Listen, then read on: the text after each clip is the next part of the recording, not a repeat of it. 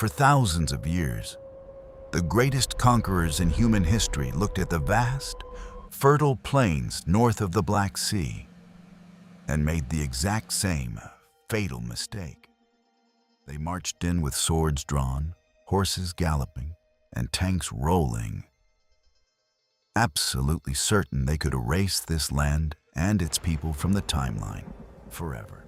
Scythian nomads, ruthless Roman legions, terrifying Viking longships, the ferocious Mongol hordes of Genghis Khan, and brutal modern totalitarian empires. All of them smashed into this frontier. Any other nation would have vanished permanently after suffering such a catastrophic number of existential blows. They would have dissolved into the genetic and cultural melting pot of history. But here, something completely inexplicable took place. Time and time again, despite losing on the battlefield, despite having their capitals burned and their land divided, the people of this frontier did something incredible. They didn't just survive. They absorbed, resisted, and outlasted every single empire that tried to chain them. They became the ultimate shield, breaking the waves of global invasions while preserving their distinct identity. How did a nation located at the deadliest geopolitical crossroads on Earth manage to keep its soul intact? How did they turn the world's most invaded frontier into a fortress of unyielding defiance? This is the story of how a single land birthed the largest state in medieval Europe, weaponized the concept of absolute freedom, and learned how to bleed for centuries, just to ultimately win eternity. To understand the depth of this civilization, we need to look under the ground. Literally, Ukraine holds a massive geological superpower, Chernozem. This is the richest, most fertile black soil on the planet. For millennia, it made this land the ultimate prize and the ultimate curse. Long before the rise of ancient Greece or the Roman Empire, a mysterious civilization flourished here. The Trypillian culture. 6,000 years ago, they were building giant proto-cities, engineered with incredible precision, long before anyone else in Europe. But then, they vanished, leaving behind only burnt ruins and mysterious pottery. By the 7th century BC, the ultimate horse masters took over the steppe, the Scythians. These nomadic warriors were so brutal and mobile that even the mighty Persian Empire couldn't conquer them. The Scythians ruled through absolute speed and terror. When the Persian king Darius invaded with a massive army, the Scythians didn't fight head-on. They just retreated, burned the grass, and poisoned the wells. Darius received a bizarre message from the Scythian king. A bird, a mouse, a frog, and 5 arrows. The message was simple. Unless you can fly like birds, hide like mice, or burrow like frogs, you will be destroyed by our arrows. The Persians panicked and fled. The Scythians left behind magnificent golden treasures buried in giant burial mounds called kurgans, monuments of gold buried in an ocean of black dirt. Fast forward to the 9th century. A massive geopolitical shift happens along the river systems of Eastern Europe, specifically the Dnipro River. The Vikings show up, but they aren't going west to raid England. They look east and see a highly profitable highway leading directly to the immense wealth of the Byzantine Empire. These Eastern Vikings, called the Varangians, merge with the local Slavic tribes, and the capital city they choose, Kyiv, a city built on high, strategic hills overlooking the river. The state they build, Kyivan Rus, rapidly becomes the absolute juggernaut of Eastern Europe. It was huge, wealthy, and strategically terrifying. Prince Sviatoslav was so hardcore that he refused to sleep in a tent. He slept on the bare ground with his saddle under his head. And before attacking an enemy, he sent a polite but terrifying text message of the Middle Ages. "I am marching upon you." In 988, his son, Prince Vladimir the Great, realized that to join the global elite, he needed a rebranding. He converted the entire empire to Orthodox Christianity. Kyiv became a golden center of culture, architecture, and law. Under Yaroslav the Wise, the empire was so prestigious that French, German, and Hungarian kings were begging to marry Kyiv's princesses. But history does not tolerate prosperity for long. In 1240, the ultimate catastrophe arrived from the eastern steppes. The Mongols. Batu Khan, the grandson of Genghis Khan, surrounded Kyiv with an army so massive that the noise of their wagons and camels completely drowned out the voices of the citizens inside. The siege was brutal. The walls were smashed, the golden cathedrals collapsed. Kyiv was completely destroyed, and the great medieval superpower of Rus was shattered into bleeding pieces. To the west, the Grand Duchy of Lithuania and the Kingdom of Poland moved in, quietly absorbing the shattered principalities. To the south, the Crimean Khanate launched devastating annual raids, kidnapping hundreds of thousands of people into slavery. It seemed over. The culture was suppressed. The elite assimilated into Polish nobility. The state was gone. But right here, in the middle of this lawless, deadly vacuum, the frontier activated its survival code. Out of the outcasts, the runaway peasants, and the soldiers of fortune who refused to live as slaves, a new society was born. The Cossacks. The word Cossack literally means free man. And these guys turned absolute freedom into a highly advanced military machine.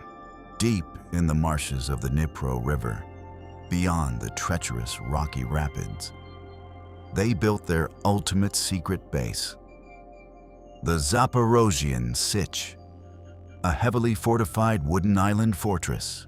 The Cossacks pioneered asymmetric warfare. They didn't have a giant treasury, so they built lightweight, stealthy boats called Chaika. They sailed across the Black Sea, infiltrated the massive Ottoman Empire, and raided its richest ports. They also invented the Tabor, a mobile fortress made of moving supply wagons lined up in a circle, bristling with muskets and cannons. It was the 16th century version of a tank division. By 1648, the Polish Empire tried to clamp down on Cossack freedoms. Big mistake. A charismatic leader named Bohdan Khmelnytsky organized a massive, total rebellion.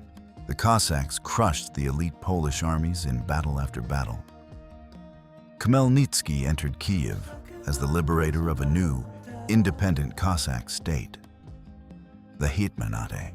But running a newborn state surrounded by three aggressive empires, Poland, the Ottoman Empire, and the rising Tsardom of Muscovy, was a geopolitical nightmare.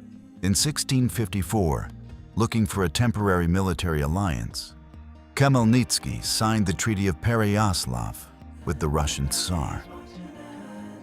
It was supposed to be a standard protection agreement. Instead, it became a trap. Moscow immediately used the treaty to slowly suffocate Ukrainian autonomy. What followed was a dark period known as the Ruin. Civil war, broken promises, and foreign interference tore the Hetmanate apart. The last great attempt to break the trap happened in 1709. Hetman Ivan Mazepa made a secret deal with King Charles XI of Sweden, the ultimate military genius of Europe, to defeat Russia. But at the Battle of Poltava, the alliance failed. The Russian Tsar, Peter the Great, won a decisive victory. Mazepa fled, and Peter unleashed a campaign of absolute, terrifying revenge. The Cossack capital of Baturin was completely wiped off the face of the earth. Entire populations were massacred to send a message.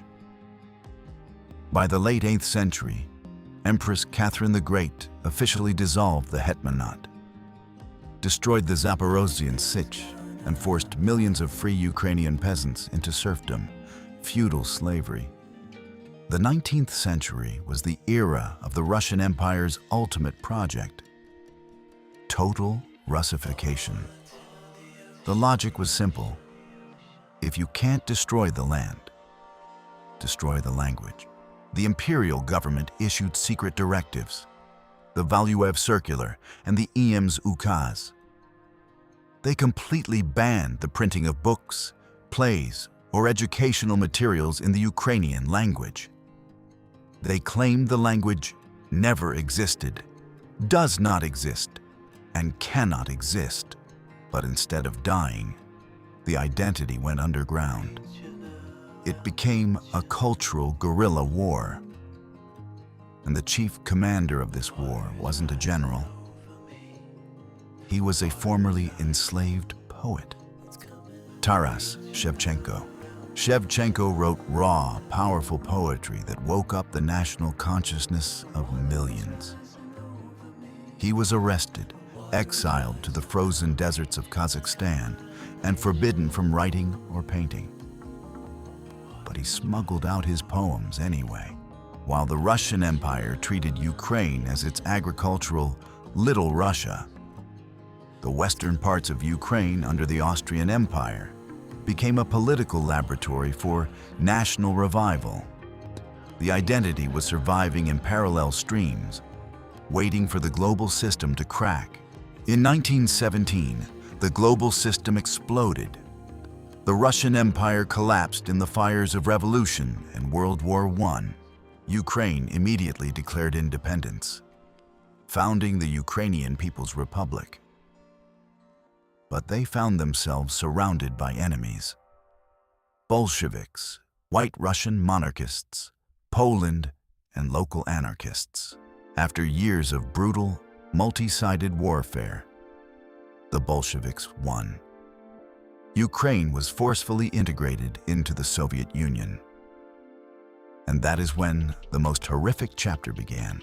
In 1932, Joseph Stalin decided to completely break the independent Ukrainian peasantry who resisted communist collectivization. He engineered an artificial famine. The Holodomor, the Soviet secret police, sealed the borders and confiscated every single scrap of food from the villages: potatoes, wheat, even seed grain. Millions of men, women, and children starved to death in silence on the world's most fertile black soil. A genocide by starvation. Then came World War II. Ukraine became the epicenter of what historians call the Bloodlands. The Nazi war machine invaded, turning the country into an apocalyptic slaughterhouse between two totalitarian giants. More than 8 million Ukrainians died during World War II. Entire cities were leveled, and the Jewish population was systematically decimated at sites like Babyn Yar. Ukraine bled from both sides, but the resistance never stopped. Guerrilla armies fought both Hitler and Stalin deep in the western forests. Decades of Soviet stagnation followed. The empire looked permanent, solid, and unkillable behind the Iron Curtain. But on August 24, 1991, as the Soviet Union collapsed under the weight of its own economic and moral failure, Ukraine declared independence once again. This time, today we witness a stunning historical continuation. For centuries, empires tried to convince the world that Ukraine was just a peripheral territory, an exotic borderland, or a broken province. But the frontier never forgot its ancient code. When the ultimate test arrived in the 21st century, the world expected this nation to collapse in 3 days. Instead, they stood their ground, activated the weaponized freedom of the Cossacks, and forced the entire global community to reckon with them. Over a 5,000-year history, this culture developed the ultimate mechanism for survival. They outlasted the Scythians, survived the Mongols, preserved their language against czars, and broke the terror of Stalin. They learned how to lose battles in order to ultimately win eternity. Because hidden behind the geography of this country is a quiet, indestructible truth. Empires are temporary, but the frontier is forever.